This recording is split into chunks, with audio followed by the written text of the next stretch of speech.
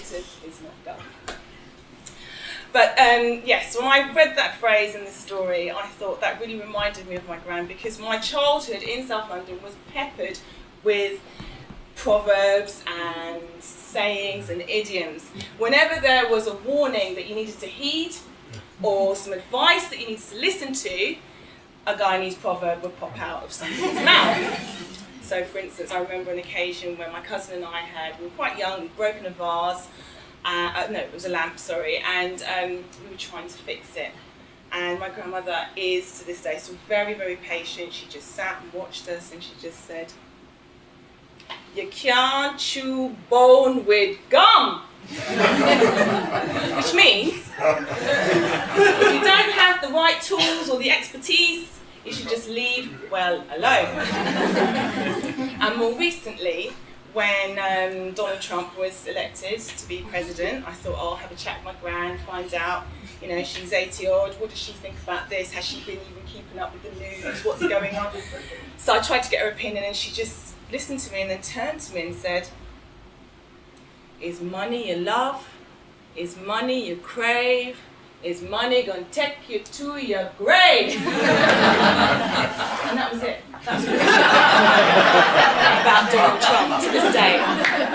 Anyway, without further ado, I will tell you the story, All That Glitters Is Not Gold, and I've set it around my family's upbringing. It's a story about a young man called Lionel. And Lionel is suave, he's attractive, you know the type.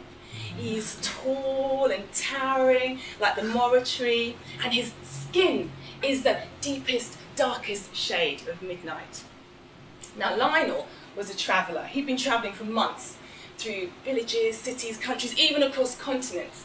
He was, searching. Searching for the one. He just couldn't find her. And he found himself on the northern tip of Guyana. He took a ferry down the Essequibo River, and he landed on one of the larger Western Demerara Islands. And there he found a village, a tiny village called Free and Easy. I kid you not, it really is called Free and Easy, because the people there are just so laid back and so friendly and welcoming. So Lionel barely had stepped foot off the boat when word spread like wildfire through this tiny village that a stranger had suddenly landed upon their shores. There was chitter-chatter from the stoop outside the rum shop, to the sugarcane and mango stall, to the school courtyard, right through to the marketplace.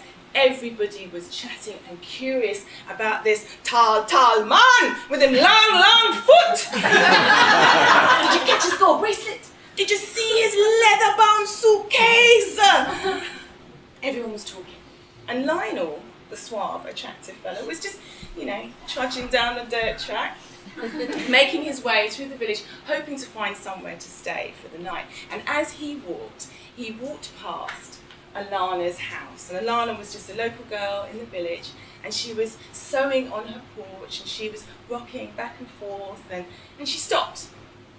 And she looked through, held up the eye of her needle, about to thread. And she caught Lionel staring at her. Now, have you ever had that stare? You just take your mind back when you just feel someone really staring at you. Not in a strange way, just the essence of someone staring at you. Well, that was Lionel. He was mesmerised by this halo of thick black woven hair around her head, and her red brick skin, and her slanty, smooth eyes, her eyelashes, everything about her. He was mesmerised. And he stood there staring, and she smiled and said, "Is me you're looking at?" Anyway, from that moment on, they were inseparable. She showed him all around Free and Easy. She showed him the single rum shop that was run by her cousin Lester. She showed him the post office that no longer receives any post.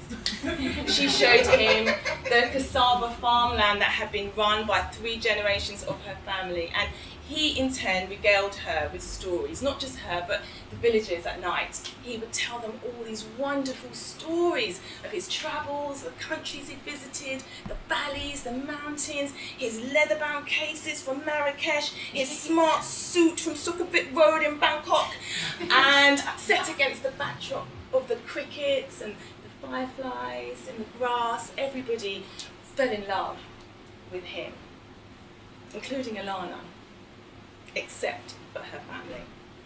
They thought this was all going a little bit too fast, too quick. And our grandmother said, "Ah, that glitters. It's not gold." But you just don't listen to that, do you? You're in love, and you just don't care. And so they were to be married. He proposed, she snapped him up, and they got married under the tamarind tree in front of the church courtyard. It was beautiful.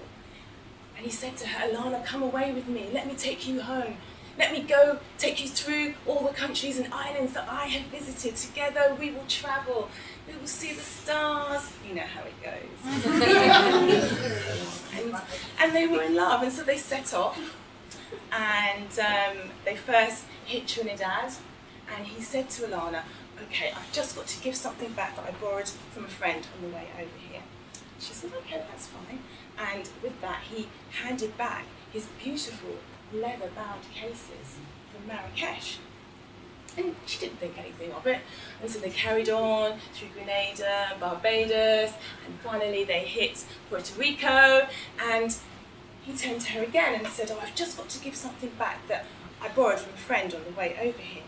And so he handed back his lovely, exquisite blue silk suit from Bangkok.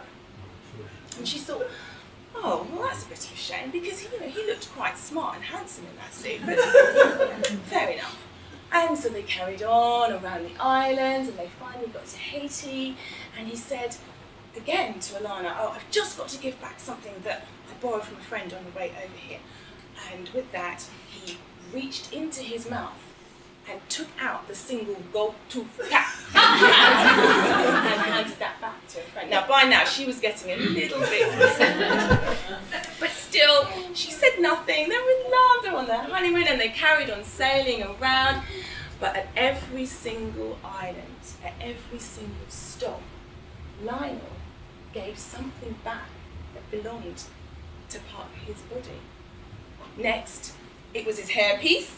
Then it was his glass eye. Then it was his dentures. And finally, by the time they reached his home, it was his wooden leg. Alana looked at this man and she thought, "I don't even recognise you." All she could hear was her grandmother's words in her ears. "All that glitters is not gold." And that was the moral of the story.